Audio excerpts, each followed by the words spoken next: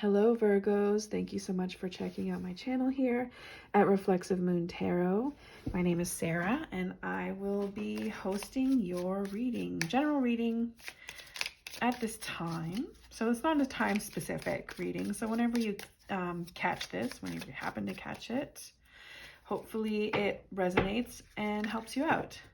So we're going to start off with an oracle card from Mildred's deck. You can find at Deviant Moon Ink, I believe.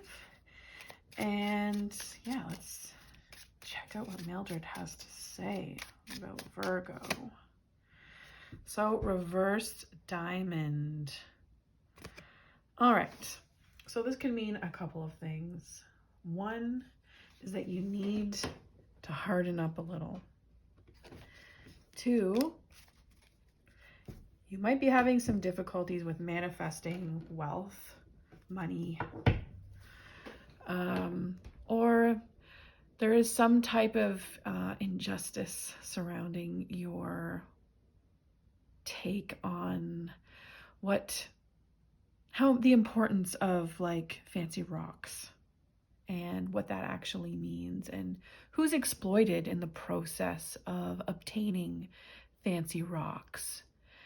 And ooh, someone doesn't want me to continue this thought, but I really think that I should. So diamonds are not a girl's best friend, basically.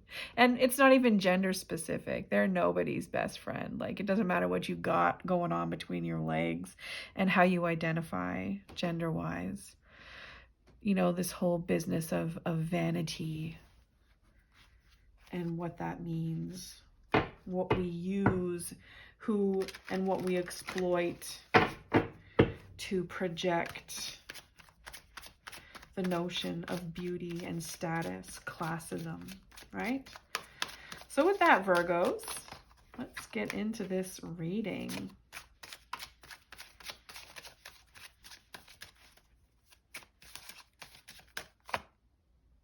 We have the Seven of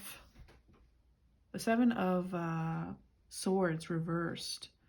So it appears that, I mean, you may have felt like there was some type of conspiracy, or you were just really dealing with a lot of toxicity within your environment from people. Like this is a whole this is a boatload of slander, a boatload of hearsay. This is like the crabs in the bucket, jacked up. So, and you know, usually the people involved are ones that are not able to deal with their own lives. That's why they project their shit onto others and try to drag them down, like the whole crabs in the bucket, right? So, no offense to crabs, you know, it is what it is. Sometimes crabs get stuck in a bucket and it's completely out of everybody's control, right? But for some reason, you know, human beings tend to react the same way when we're forced into a situation that is like a form of entrapment, instead of allowing our comrades to escape and lifting each other up and out. We pull each other down and keep ourselves all in and trapped. So it looks like here that is a mentality that you are, like, it's a concern for you, but it also doesn't need to be. It sounds like, you know, there's something very powerful about you that's getting you out. Or you've already gotten out, or you've just gotten yourself out on some level. And here's why. You had an idea that was valid. You got yourself out, using your mind, blocking out all of the negativity, the noise around you, not letting it get the best of you, because you know that you're a star.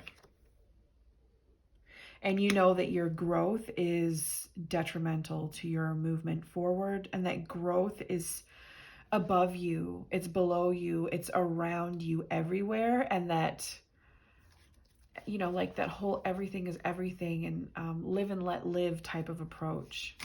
And you just have such a grounded understanding of what's above and what's below you, you know, the forces of nature that are on this earth and the forces of nature that are outside of us, and how we're so interconnected with, you know, all of the sort of celestial entities out there, particularly the cycles of Venus. So 9 months from morning to evening star. Number 4 of coins, or Zent. So you may be in a bit of stuckness on some level. So like, this is not like, I want to say this card kind of implies being stuck between a rock and a hard place. And it's real. You know, it's what gives us the desire to sort of hold on and kind of get hoardy with our energy, with our things. It's also a really great defense mechanism against people or entities that are there to suck our energy and mess with us, like the crabs trying to pull us down. So, you know, you can use this energy to your advantage. It can also get the best of you. So staying balanced is really important with that 4. And, you know, what gets you out of this 4 usually is some type of conflict that challenges you to move forward and not being stuck. Stuck in, like, this is like reaching the top of your level before you're about to level up. So you don't want to stay at the top of your level. You don't want to stay hanging out at the top of the bucket because all the crabs are going to get you out. You need that challenge. That challenge to actually hoist yourself out of that bucket. So meeting that challenge is, ooh, yeah. Confronting and knowing and honoring whatever grief, trauma, and sorrow you've experienced, and keeping that guarded, just getting through it, knowing that you deserve to never be stuck in a bad place because you have been through some shit. And we all go through things, you know, and there are people out there who are also very privileged that go through things. You know, this is about leveling up, not necessarily financially or career-wise. This can be leveling up emotionally and spiritually, right? The 5 of coins reversed. So you are not, like, you know, in your past, you've known what it is to be well and to have plenty. There was no despair that you were experiencing physically, despite perhaps having been through a lot. It sounds like you have been able to keep your chin up despite everything that you've gone through. You are going to be challenged on some level to not so several things. To maintain your dignity by not subscribing to toxic behavior. And that could manifest or be anything. Gossip is usually the first that comes to my mind when I think of cards that are ruled by Gemini.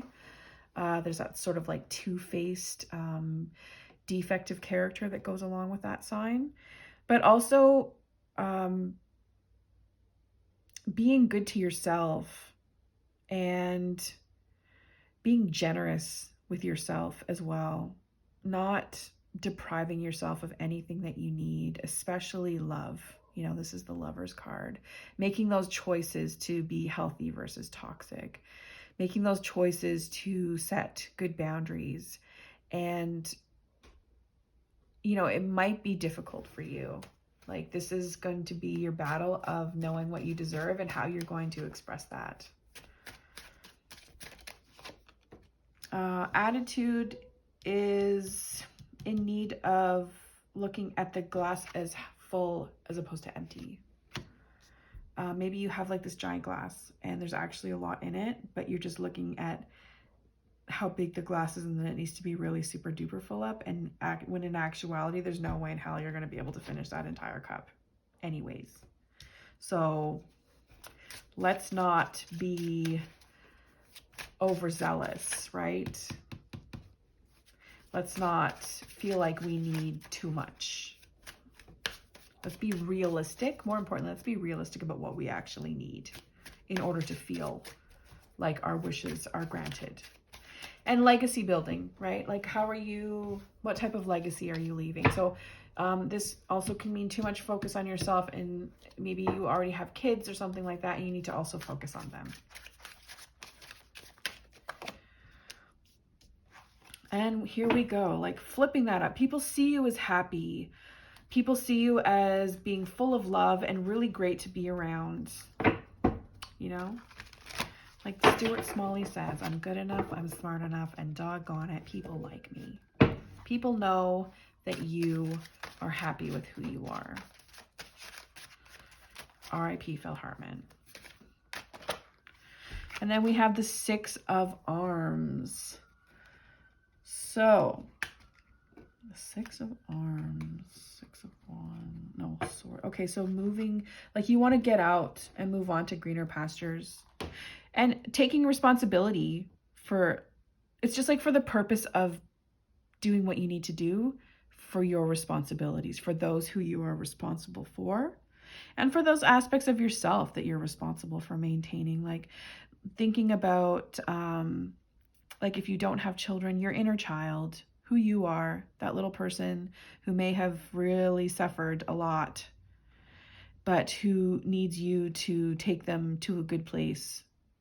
The good place, but the actual good place. So let's see what we have concluding.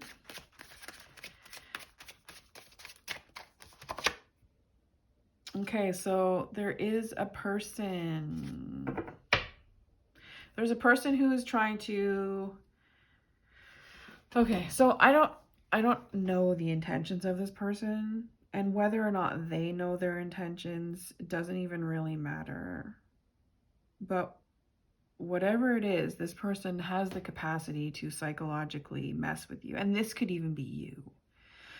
So if you are not your own best friend, you need to figure out how to make sure that you do not sabotage yourself in the near future. Because that is within your capacity. If it's not a person outside of you, I feel like you'll know. Because Virgos are smart.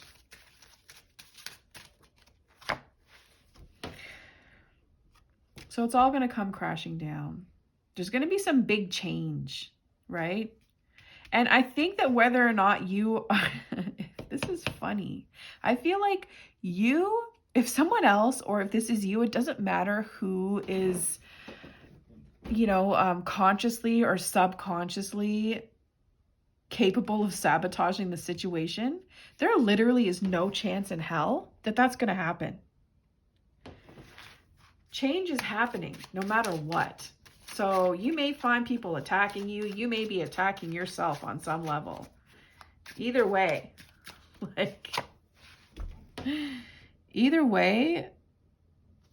love is in the air, and there's no way that you're like a period of indifference or the shitty attitude, indifferent attitude of others is going to get in your way.